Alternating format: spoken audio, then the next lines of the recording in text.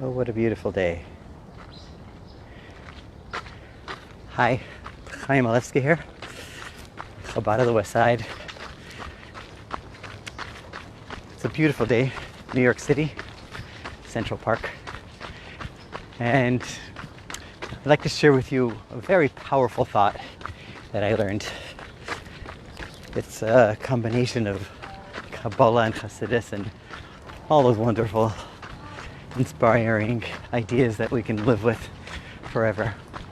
The lengthy, or the real deal of this talk, I'm giving you a short excerpt of a talk from Rabbi Yossi Jacobson from the yeshiva.net. So look it up, listen to it if you can get the moment. But here's the story. In this past week's Parsha, Shelach, the story of the spies, totally incomprehensible. The Jewish people had just left Egypt after hundreds of years of slavery, always with an eye on the promise that they will be entering the promised land, Israel. And finally, they escape Egypt with great miracles and wonders. And what happens? They're about to enter the land. Moshe sends spies to spy out the land. Now, those spies weren't regular people. They were, the Torah testifies, they were leaders. Each one of each tribe. True leaders, great men, great spiritual warriors. And they went to check out the land to see what's the best way to conquer it. And what happens? They come back with a report that doesn't make sense. The report they came back with wasn't encouraging, and it wasn't even enabling. It was completely contradictory to what everyone expected. It was a report throwing the whole Jewish people into mass hysteria, basically telling them we can't do it. They're giants there. They're strong. We can never make it. What happened? So the first question is, how could it be that great people, leaders of the Jewish people, whom Moshe trusted and the people trusted as their leadership, would come back and sabotage a plan of creation, a grand master plan from creation, not of creation, but from creation, that the Jewish people should enter the Holy Land of Israel? What were they thinking? How could it be? It's really hard to understand. This thing is shaking. And another question is, the Talmud says that the idea of the Minyan, the fact that we need 10 men to create a Minyan is where, in English it's a quorum, where we can pray certain prayers that are only accessible when this level of holiness comes down, which necessitates 10 men for a Minyan.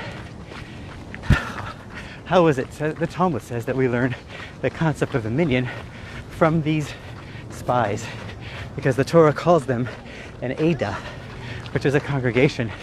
And a congregation over here is synonymous with the congregation of the Minyan.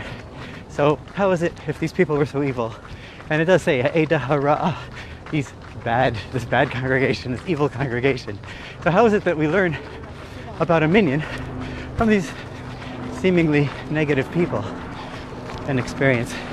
So those are the questions that we're going to attempt to answer now in very, very short. The seed of the answer, of the understanding, is as follows. The spies weren't terrible people. They were great people. They were great holy and spiritual men.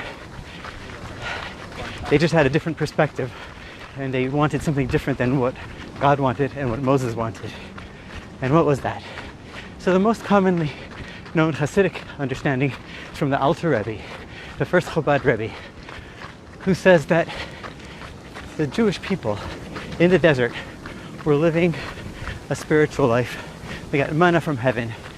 They didn't have to work the land. Their clothing grew and was cleaned along with them. They had no worries, no responsibilities. They could learn Torah all day long and connect with God and communicate with God, and that's all they wanted, and that's all they did. The spies didn't want to ruin that peace, and they wanted to continue it. They didn't want to go into Israel because they knew that once you get into the land, you'll have to fend for yourself, you'll have to work the land, you'll have to get involved and consumed. They used the word consumed. They would be consumed by the material obligations, the financial worries, the political structure, etc., etc. They wanted to avoid all that. That's why they wanted to stay in the desert. Which is why they tried to sabotage the plan of going into Israel. However, it was wrong because this is not what God wanted.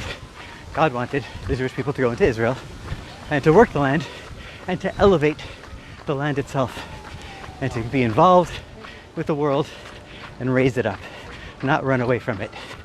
That is the Hasidic perspective. Now, we'll move on to one more fascinating, almost unbelievable, mystical, Kabbalistic perspective from the Arizal, from the Arizal students. And that is that the spies had known, like the rest of the Jews also, in the previous Torah portion, in Bahalotcha, we have a story where there are two people who are prophesying. Their names are Eldad and Medad. And they got this inspiration from God. And they were relating and saying, hey, Moshe is going to die, and Joshua, will lead the Jewish people into Israel. And this caused a storm. And there's a lot more about that, but this is the key point. They knew that Moshe was not going to enter Israel. Moshe was going to die. Yeshua was going to enter the land of Israel. So now, these 10 of the 12 spies, they were thinking to themselves, if we come back with a good report, the Jewish people will go ahead and conquer Israel, Moshe will die, and the Jews will enter, just like it was planned to be. But we don't want that, said the spies. We want to keep Moshe alive. We love our leader Moshe so much. We don't want him to die. And this is a very powerful thought. And now they knew that God wanted the Jewish people to enter, and Moshe himself wanted the Jewish people to enter the land. But they were willing to go against God's plan and Moshe's plan because they loved Moshe so much. So much or too much? That's the question. So is this really all about love? It's a very powerful thought that they were willing to sacrifice themselves because they actually died themselves. But they were successful.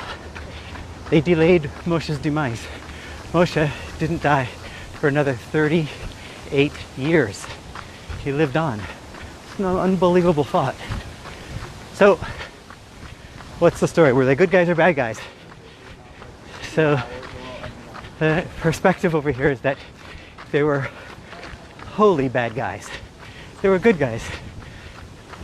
But they didn't do exactly what God wanted and what Moshe wanted.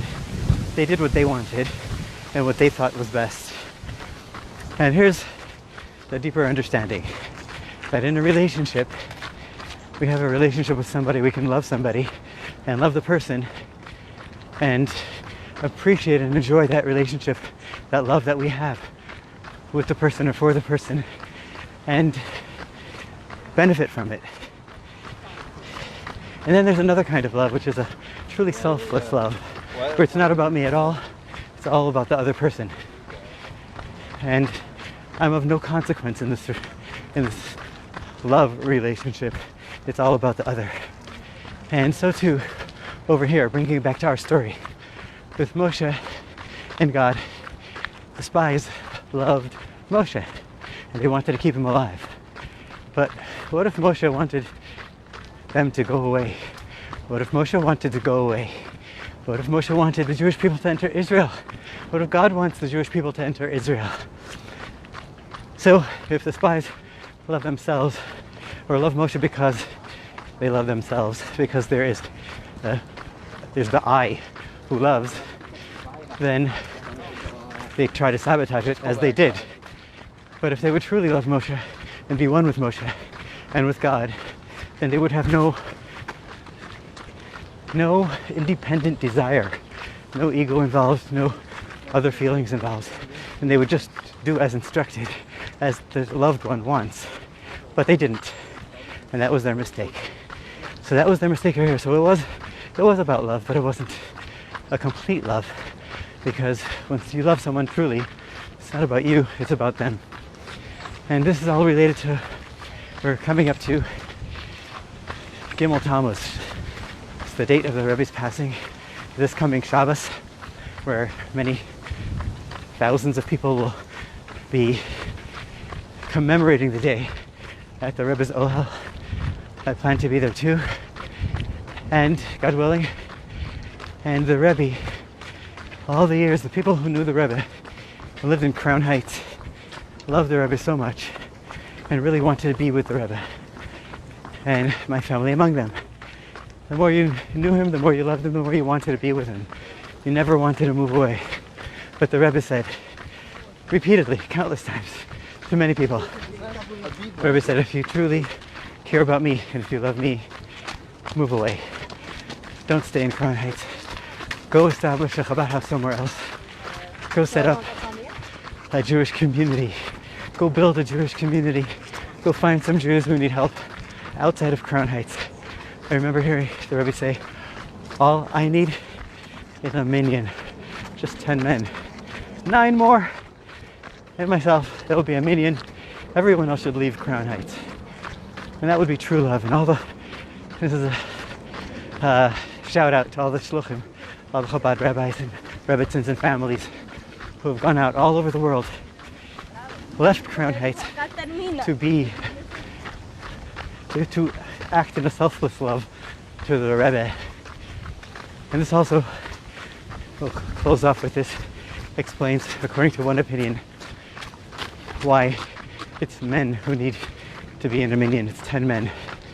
Because at the time, there were 10 men who messed up, who acted inappropriately in a holy way by not following God's way, and postponed and delayed the Jewish people's entry to the land of Israel.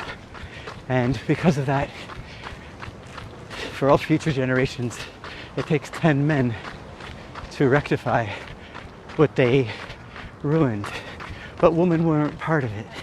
There were no women in the spy group who need to rectify the sabotage of the entry of the land of Israel. Therefore, women don't need a minyan.